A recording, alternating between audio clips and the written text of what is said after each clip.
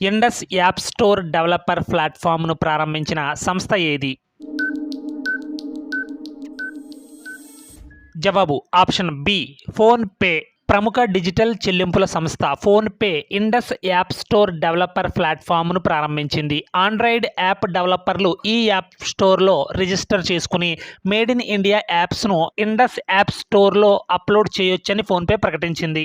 కటాలిన్ కారికోకు ఏ విభాగంలో నోబెల్ పురస్కారం లభించింది? జవాబు ఆప్షన్ ఏ మెడిసిన్. వైద్య శాస్త్రంలో విశేష సేవలు అందించడంతో పాటు కోవిడ్-19 వ్యాక్సిన్ తయారీకి మార్గం సుగమం చేసే మెసెంజర్ ఆర్ఎన్ఏ సాంకేతికతపై పనిచేసినందుకు మెడిసిన్ విభాగంలో కటాలిన్ కారికో, డ్రూ వెయిస్మాన్లకు ప్రపంచంలో అత్యంత ప్రతిష్టాత్మకమైన నోబెల్ పురస్కారం దక్కింది. దేశంలోనే తొలి సోలార్ సైక్లింగ్ ట్రాక్ ఏ నగరంలో ప్రారంభించబడింది? జవాబు ఆప్షన్ డి హైదరాబాద్. దేశంలోనే తొలిసారిగా హైదరాబాద్లో నిర్మించిన సోలార్ సైక్లింగ్ ట్రాక్ను తెలంగాణ ఐటీ పరిశ్రమల మంత్రి కేటీఆర్ ప్రారంభించారు. దక్షిణ కొరియాలో ఉన్న ప్రపంచంలోనే మొట్టమొదటి సోలార్ రూఫ్ సైక్లింగ్ ట్రాక్ని అధ్యయనం చేసి ఈ సోలార్ సైక్లింగ్ ట్రాక్ని ఏర్పాటు చేశారు. బోర్డర్ రోడ్స్ ఆర్గనైజేషన్ చీఫ్గా ఎవరు బాధ్యతలు స్వీకరించారు? జవాబు option C lieutenant general Raghu Srinivasan. Border roads organisation 28వ డైరెక్టర్ జనరల్గా లెఫ్టినెంట్ జనరల్ రఘు శ్రీనివాసన్ బాధ్యతలు స్వీకరించారు. లెఫ్టినెంట్ జనరల్ రాజీవ్ చౌదరి పదవీ విరమణ చేయడంతో ఈ నియామకం జరిగింది. కుల ఆధారిత జనగణన నిర్వహించిన తొలి రాష్ట్రం ఏది? జవాబు ఆప్షన్ బి బీహార్. కుల ఆధారిత జనగణనను విజయవంతంగా నిర్వహించిన తొలి రాష్ట్రంగా బీహార్ నిలిచింది. ఈ సర్వే కులంతో సహా 17 సామాజిక ఆర్థిక సూచికలను కలిగి ఉంది. 3 దశల్లో నిర్వహించిన ఈ సర్వేలో మొత్తం 214 కులాలను గుర్తించి వ్యక్తిగత కోడ్లను కేటాయించారు. ఇంధనం అవసరం లేని సోలార్ ఎయిర్షిప్ను తయారు చేసిన సంస్థ ఏది?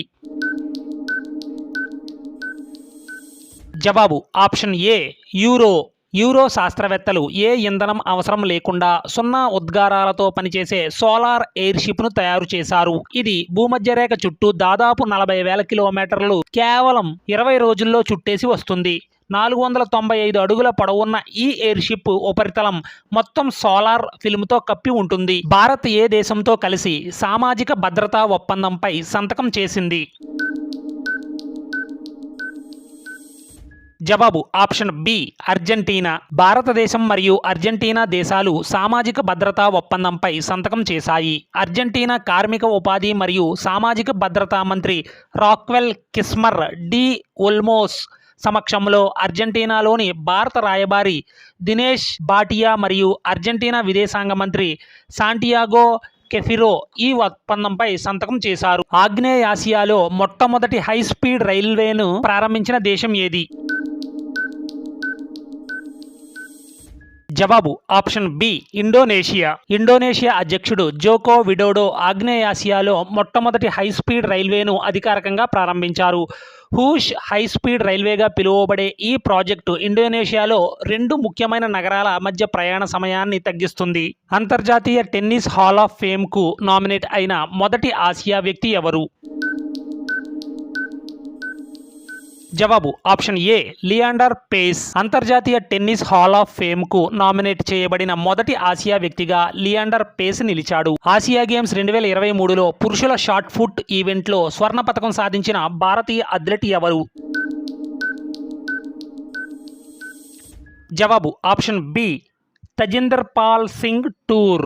హాంగ్జౌలో జరుగుతున్న ఆసియన్ గేమ్స్లో పురుషుల షాట్ పుట్లో తజిందర్ పాల్ సింగ్ టూర్ బంగారు పతకాన్ని సాధించాడు. ఆసియా క్రీడల స్వర్ణాన్ని విజయవంతంగా రిటైన్ చేసుకున్న 4వ భారతీయ షాట్ పుట్టర్గా చరిత్ర సృష్టించాడు. అంతర్జాతీయ కాఫీ దినోత్సవం ఎప్పుడు జరుపుకుంటారు? జవాబు ఆప్షన్ సి అక్టోబర్ 1. కాఫీ వినియోగాన్ని ప్రోత్సహించడానికి ప్రతి సంవత్సరం అక్టోబర్ 1న అంతర్జాతీయ కాఫీ దినోత్సవాన్ని జరుపుకుంటారు. ఇంటర్నేషనల్ కాఫీ ఆర్గనైజేషన్ యొక్క 77 సభ్య దేశాలు, ఇతర కాఫీ అసోసియేట్లు కాఫీ పంటపై ఆధారపడి జీవిస్తున్న రైతులకు మద్దతు ఇవ్వడానికి కాఫీ దినోత్సవాన్ని నిర్వహిస్తారు. ఏ బ్యాంకులో వాటాను కొనుగోలు చేసేందుకు reserve bank of India international finance కార్పొరేషన్కు ఆమోదం తెలిపింది? జవాబు option C federal bank. Federal బ్యాంక్లో 9.7% వాటాను కొనుగోలు చేసేందుకు ఇంటర్నేషనల్ ఫైనాన్స్ కార్పొరేషన్కి రిజర్వ్ బ్యాంక్ ఆఫ్ ఇండియా ఆమోదం తెలిపింది. భారతీయ ప్రైవేట్ రంగ బ్యాంకు అయిన ఫెడరల్ బ్యాంక్ లిమిటెడ్ ప్రధాన కార్యాలయం కేరళలోని కొచ్చిలో ఉంది. Indo Latin America cultural festival 4వ ఎడిషన్ ఎక్కడ నిర్వహించబడుతుంది? జవాబు option A New Delhi. Indian council for cultural relations నిర్వహిస్తున్న Indo Latin America cultural festival 4వ ఎడిషన్ న్యూఢిల్లీలో నిర్వహించబడుతుంది. కొలంబియా, ఈక్వెడార్ మరియు చిలీ దేశాల నుండి మొత్తం 34 మంది కళాకారులు ఈ 2 రోజుల ఉత్సవంలో పాల్గొంటున్నారు. ప్రెస్ ట్రస్ట్ ఆఫ్ ఇండియా చైర్మన్గా ఎవరు నియమితులయ్యారు? జవాబు option D Shanta Kumari. Press trust of India చైర్మన్గా డెక్కన్ హెరాల్డ్ గ్రూపుకు చెందిన కేఎన్ శాంతకుమార్ ఎన్నికయ్యారు. 2013-14 మధ్య కాలంలోనూ ఆయన పీటీఐ చైర్మన్గా పనిచేశారు. Shanthakumar audit bureau of circulation ABC చైర్మన్గా Indian news paper society executive committee సభ్యునిగా వ్యవహరిస్తున్నారు. హైకూన్ అనే జలాంతర్గామిని నిర్మించిన దేశం ఏది? జవాబు ఆప్షన్ బి తైవాన్. దేశ రక్షణ వ్యవస్థను బలోపేతం చేయడానికి హైకూన్ అనే పేరుతో దేశీయంగా తయారు చేయబడిన మొట్టమొదటి జలాంతర్గామిని తైవాన్ ఆవిష్కరించింది. కాహ్ సియంగ్లో జరిగిన ప్రారంభోత్సవం కార్యక్రమానికి తైవాన్ అధ్యక్షుడు సాయ్ ఇంగ్ వెన్ అధ్యక్షత వహించారు. నార్మన్ ఈ బోర్లాగ్ అవార్డు ఎవరు గెలుచుకున్నారు? జవాబు option B Swathi Naik.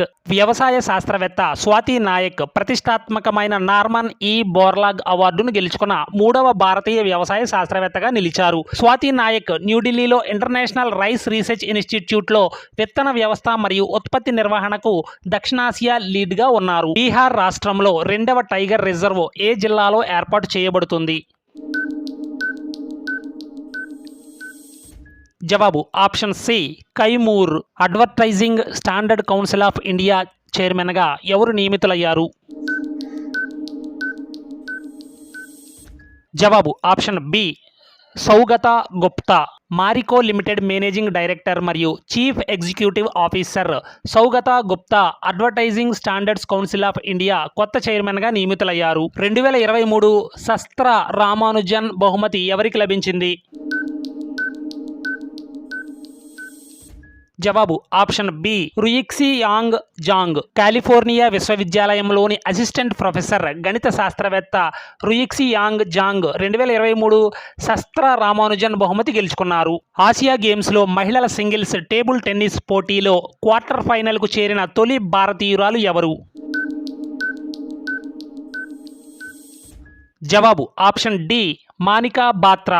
Asia గేమ్స్లో మహిళల సింగిల్స్ టేబుల్ టెన్నిస్ పోటీలో క్వార్టర్ ఫైనల్కు చేరిన తొలి భారతీయురాలిగా మానికా బాత్రా నిలిచింది. చైనా వేదికగా జరుగుతున్న 19వ ఆసియా క్రీడల్లో క్వార్టర్ ఫైనల్ మ్యాచ్లో మానికా బాత్రా థాయిలాండ్ క్రీడాకారిణిని ఓడించింది. ఇప్పుడు ఆమె సెమీఫైనల్లో చైనాకు చెందిన వాంగ్ ఇదితో తలపడుతుంది. హరిత విప్లవ పితామహుడు ఎవరు? జవాబు option C doctor MS Swaminathan. ప్రముఖ వ్యవసాయ శాస్త్రవేత్త, భారతదేశంలో హరిత విప్లవ పితామహుడు డాక్టర్ ఎంఎస్ స్వామినాథన్ 98 ఏళ్ల వయసులో కన్నుమూశారు. అధిక దిగుబడిని ఇచ్చే వరి రకాలను అభివృద్ధి చేయడంలో స్వామినాథన్ ముఖ్యమైన పాత్ర పోషించారు. భారతీయ భాషా ఉత్సవ్ కార్యక్రమాన్ని ఏ నగరంలో నిర్వహిస్తున్నారు? జవాబు ఆప్షన్ డి లక్నో. 75 రోజుల పాటు జరిగే భారతీయ భాషా ఉత్సవ కార్యక్రమాన్ని ఉత్తరప్రదేశ్ రాజధాని లక్నోలో నిర్వహిస్తున్నారు. పద్మశ్రీ అవార్డు గ్రహీతలు, వివిధ భారతీయ భాషల ప్రతినిధులు ఈ కార్యక్రమంలో పాల్గొంటున్నారు. దేశంలోని మొట్టమొదటి కార్టోగ్రఫీ మ్యూజియం ఎక్కడ ప్రారంభించబడింది? జవాబు ఆప్షన్ బి ముస్సోరీ. దేశంలోనే మొట్టమొదటి కార్టోగ్రఫీ మ్యూజియం ముస్సోరీలో ప్రారంభించబడింది. ప్రపంచ పర్యాటక దినోత్సవం సందర్భంగా ఉత్తరాఖండ్ పర్యాటక శాఖ మంత్రి సత్పాల్ మహారాజ్ ఈ మ్యూజియంని ఆవిష్కరించారు. కార్టోగ్రఫీ అంటే మ్యాప్లను అన్వేషించడం మరియు తయారు చేయడం. గ్లోబల్ ఇన్నోవేషన్ ఇండెక్స్ 2023లో భారతదేశం యొక్క ర్యాంక్ ఎంత? జవాబు option D 40. World intellectual property organisation ప్రచురించిన గ్లోబల్ ఇన్నోవేషన్ ఇండెక్స్ 2023 ర్యాంకింగ్లో భారతదేశం 40వ స్థానంలో కొనసాగుతుంది. ప్రపంచవ్యాప్తంగా ఉన్న 132 దేశాల ఆర్థిక వ్యవస్థల ఆధారంగా ఈ నివేదిక విడుదల చేశారు.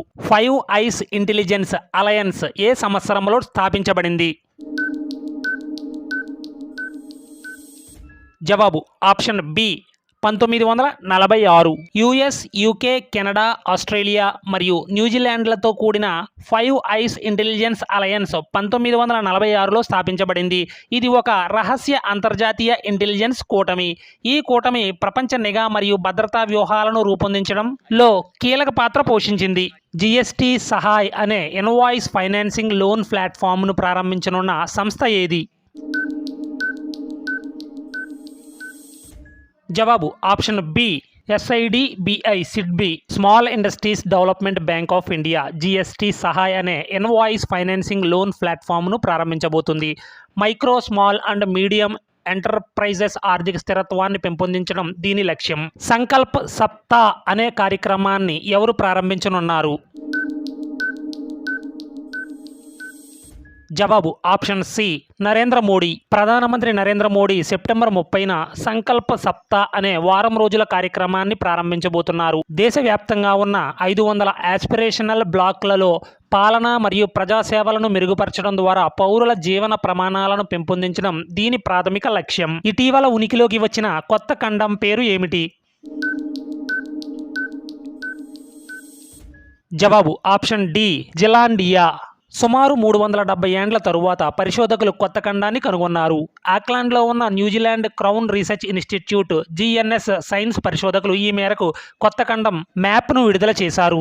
దీంతో ఇప్పటికే ఉనికిలో ఉన్న 7 ఖండాలకు తోడు కొత్తగా జిలాండియా వచ్చి చేరింది.